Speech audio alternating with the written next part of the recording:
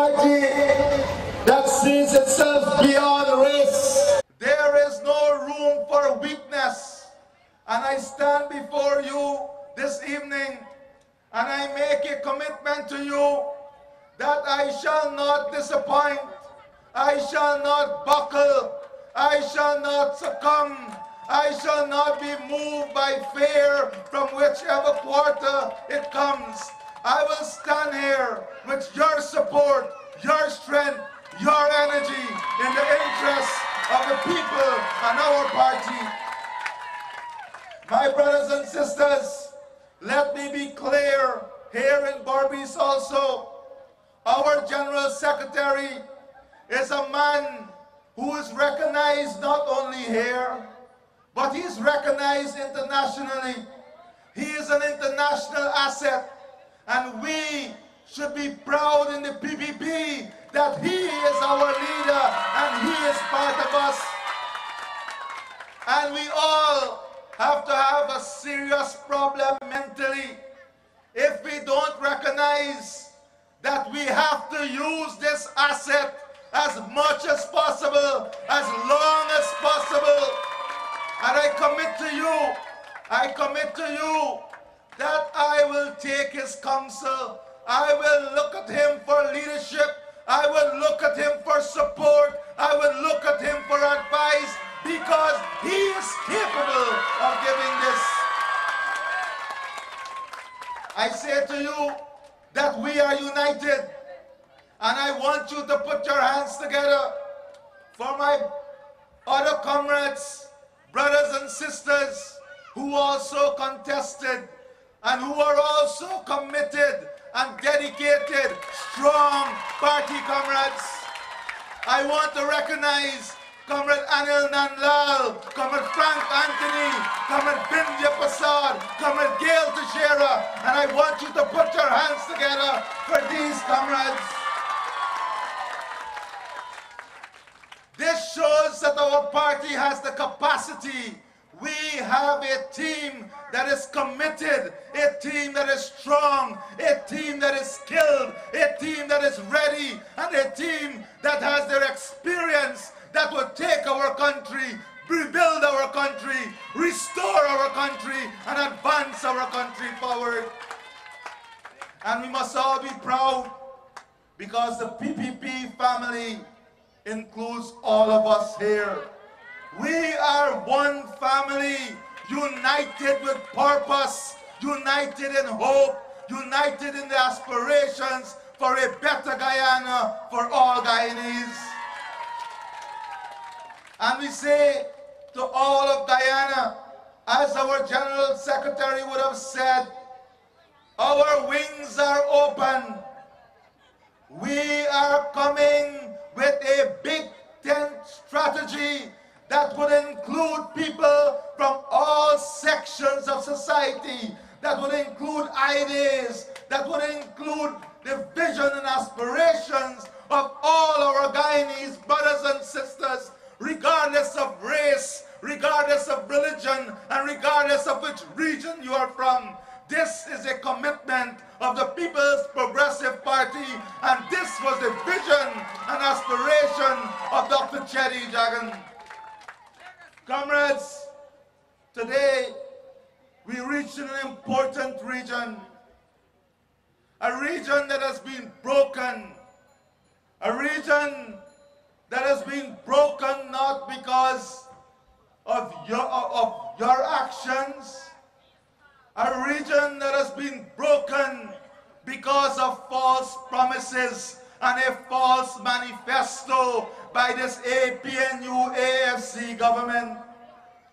And we must not blame our brothers and sisters who succumbed to the false promise that not only they would have kept the sugar industry, but they would have expanded the sugar industry and create new jobs and new opportunities. Today, they distance themselves from that promise. We are in the process of developing our manifesto.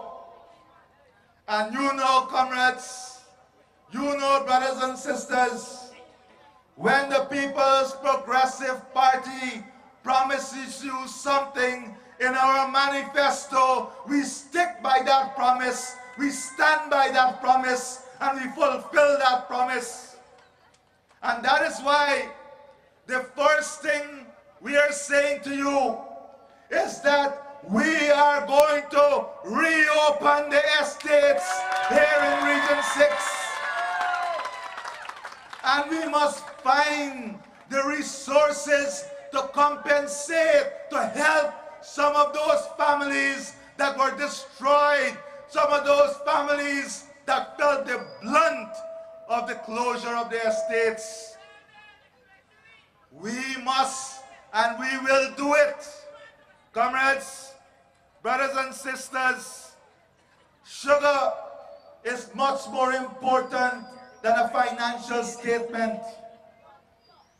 When we sat with the government, we told them that you cannot make a decision on the sugar industry without a social and economic study, because sugar is linked to every aspect of life in some of these regions. And when you see businesses are downsizing, businesses are closing, and people are losing their jobs, a lot of it has to do with as a result of persons in the sugar industry who would have lost their jobs. There is no disposable income. People have lost their income. So how is it they're going to shop in the stores, in the supermarkets, and in the markets? It has a trickle-down effect on all the people in this region.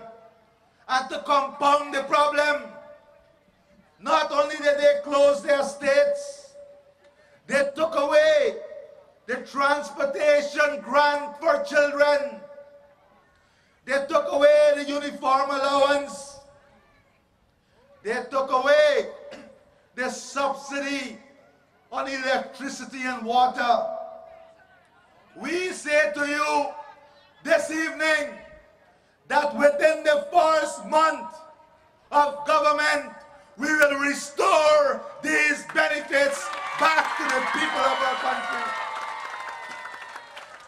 And brothers and sisters, we don't have to be a magician to do it. All we have to do is to cut out the waste in the existing budget, the waste in dietary, the waste in international travel, the waste in Dakadale, the waste in security services. And we can take that very money and restore the benefit to the people of this country, to the children of this country. When they close their estates, they forget that Gaisuku supported the DNI system.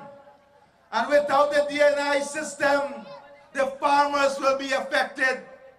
So today, the farmers are affected because there is no support for the drainage and irrigation system in the region. When they closed the sugar industry, they forgot that the industry supported the educational aspirations of people. The industry supported the healthcare system. The industry supported the NIS system. The industry supported taxes in the country. The industry supported and is linked to businesses all across the country. The industry supported auxiliary services, mechanical, engineering. The industry supported private cane farmers. The industry supported a system that brought economic benefit to all of Region 6. So the story of sugar in this region is the story of the people of this region. That is why Sugar is so important in this region, and that is why we are committing to you today that we are going to reopen the estates. Brothers and sisters, let me move to some other important issues. Since this government came to office, they have introduced taxes, VAT on water, VAT on health and educational services, land rental.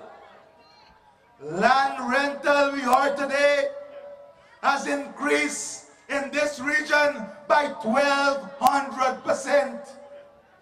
How is it you can say you are encouraging farmers and you're encouraging the development of a commercial zone in Belvedere when the land rental charges has increased by 1,200%? All this government has done is to take away from the people. They have brought more than 200 additional taxes, new fees, that has affected your ability to purchase, your ability to participate in the economy, because you simply do not have the disposable income. It is simple. One couple told me, don't bother with the fancy talk. Let me explain to you how we are affected on the ground. 4 years ago, my husband and I sat on our veranda and we were discussing whether we will put on a new room next year, repaint the house, do back the fence, or concrete it downstairs. And she said to me, this last Christmas, they sat on the veranda, and you know what they were discussing? Should we leave now or next year? People are losing hope. They see no future. And this is the worst thing that can happen to any society. This is the worst thing that can happen to young people when they lose hope in the future. One police constable told me, he said, Minister, that bonus we got at the end of the year, I want to take you to my home. When I went, he showed me a freezer. And he said, this is a freezer. I said, I know. He said, you know what this did for me? I took that bonus and I invested in this freezer. And I buy chicken that is kept in this freezer and I sell. And it supplements the income of my family by $70,000 per month. Today, that has been taken away from the disciplinary service officers. So it is not only one sector that is suffering. It is not only one sector. People from every walk of life, people from different professions are all suffering as a result of the bad policies. The social sector, you know, you live it. The hospitals don't have basic drugs. And when you go and you tell the minister this, and it is raised in the Public Accounts Committee, they say we are lying. They say we are lying. The simple question today, brothers and sisters, is your life better off today than yesterday? Have you seen any improvement in your life? And if that answer is no, then we have a moral responsibility to correct the wrong by doing the right. And the right is to ensure all of us get on board in returning the People's Progressive Party civics back to government. Comrades, We promise you today, you all got your new water bill for January. You got it right? And what happened with it? Look, somebody got a water bill here, you see?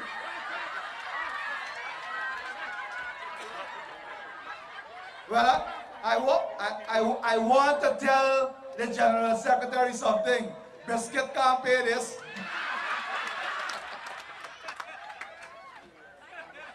Brothers and sisters, some families have seen 100% increase in their water bill. So your electricity rate is increasing, your water rate is increasing, your transportation costs to take your children to school and for you to go to work is increasing.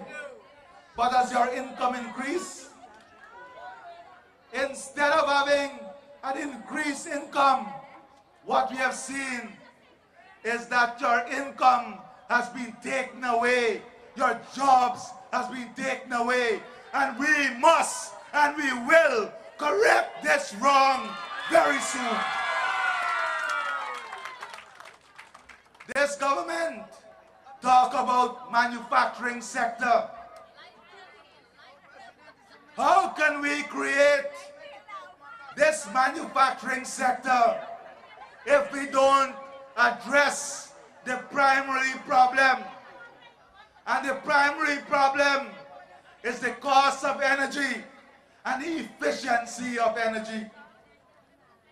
You can't develop a manufacturing sector that has high cost of energy and inefficient supply of energy. That is why we are committing to ensuring that not only we go ahead with our Milas Falls hydro project that will bring cheaper electricity, but we pursue all initiatives that will lead to sustainable and efficient supply of energy for Guyana now and in the future. Comrades, you will see a government that will create opportunities, that will develop special policies and programs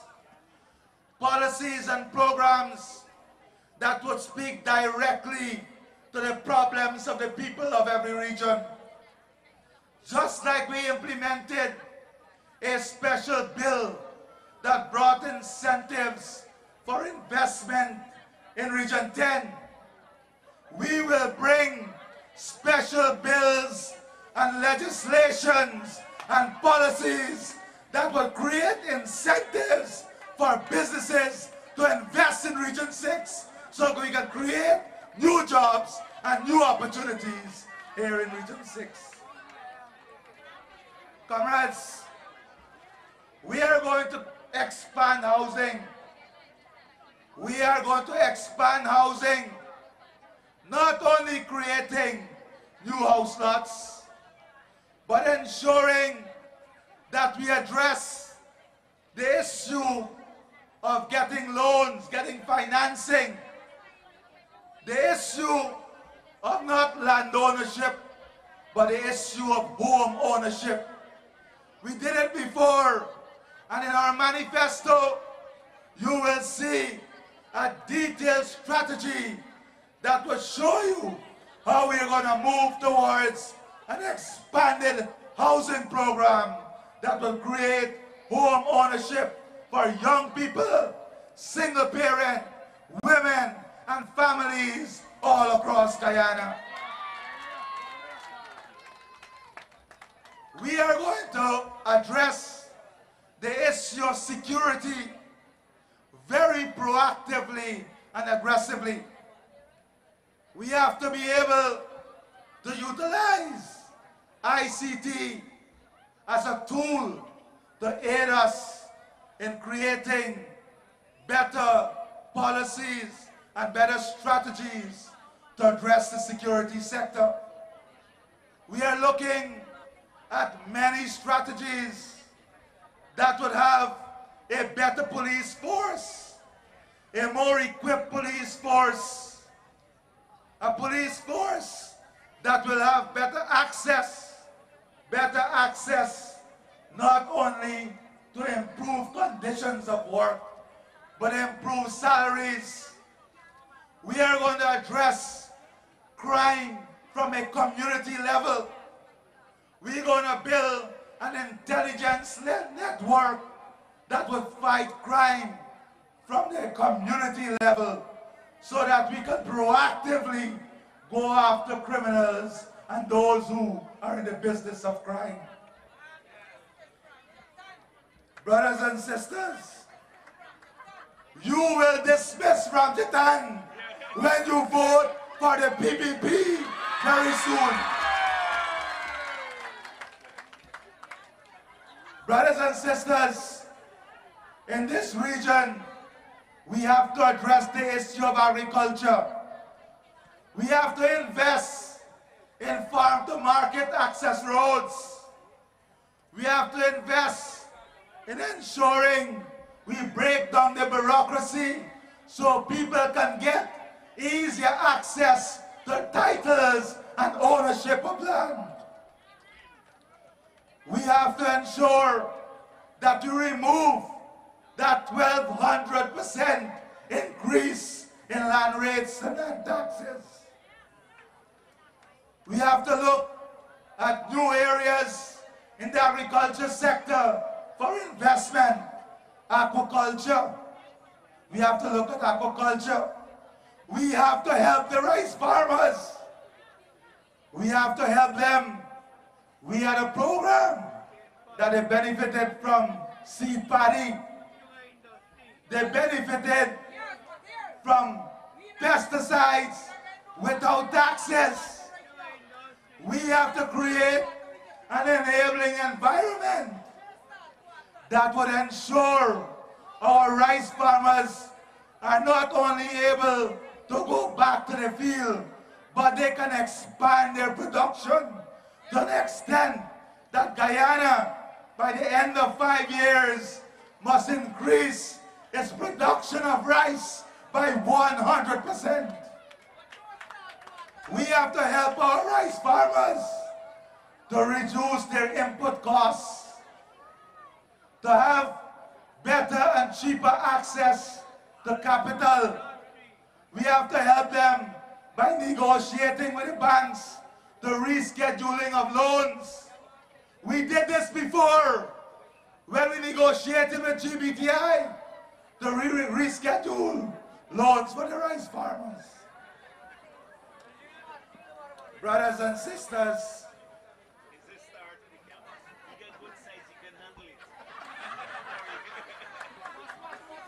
brothers, I assure you that I will put every ounce of energy in this campaign. And you know what? You know what? I got plenty ounces. Brothers and sisters, we must be able to address some simple issues that we should have addressed before. And as the General Secretary said, we had time to reflect on where the gaps are and what are the things that affect people directly. In this region, the cost of doing business is too expensive because you depend heavily on the services that are provided in Georgetown.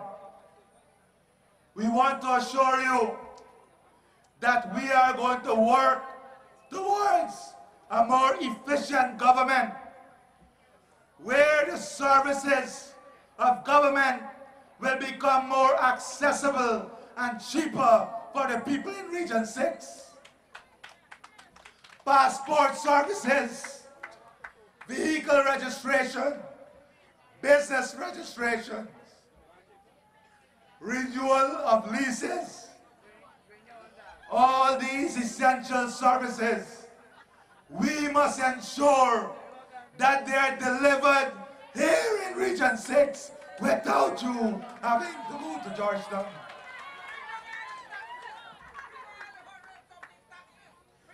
We are going to reverse that.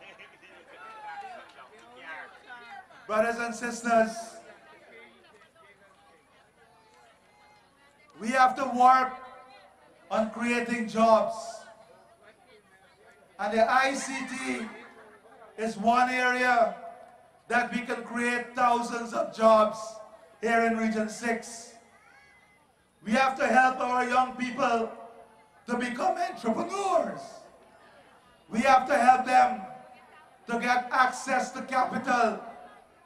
We have to be able to train them and give them the necessary skill sets that would allow them to function in the new economy, in the new opportunities that will come our way. And you know, when we were in government, we started to look at the Deepwater Harbor. And we want to assure you that part of the plan for the future must be to complete that Deepwater Harbor that will create thousands of jobs in the area of logistics, new hotels, restaurants, brokerage services, security services, all of which the economy in Region 6 must be ready to make and take full advantage of. So the future has a lot of opportunities for us. We must be able to grab those opportunities. But the future can be elusive if we don't take the right decisions. Brothers and sisters, you had an opportunity to judge this government.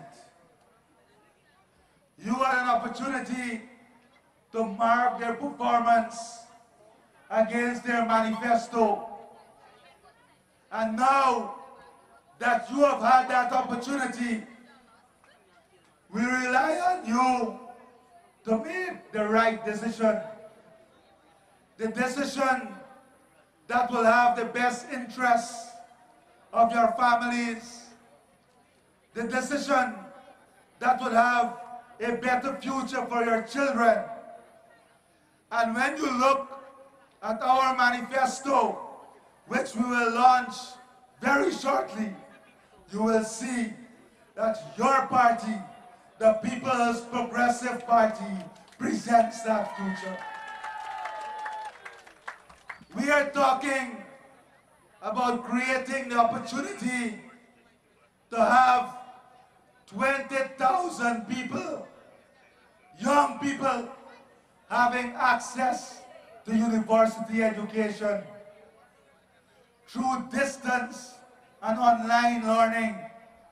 So the teacher who lives here in Region 6 and cannot get time off to go to the university or cannot afford the transportation costs can sit in their homes and through distance online learning achieve a degree in education just like any other children, young person across there. A nurse sitting in her home can achieve a degree in pharmacy through distance and online learning. This is the type of future that will create hope. This is the type of future that will create opportunities. This is the type of future that will make our young people believe in Guyana and believe in what we have to offer here in Guyana. So brothers and sisters, we have to commit tonight. Let us commit tonight to work hard. All of us must be involved. All of us must participate. Let us take a silent pledge tonight. Let us all humble ourselves. And let us all forget small differences that might exist. And let us recommit to a singular task of one people, one future, one Guyana, one vision under a People's Progressive Party civic government. I thank you, comrades.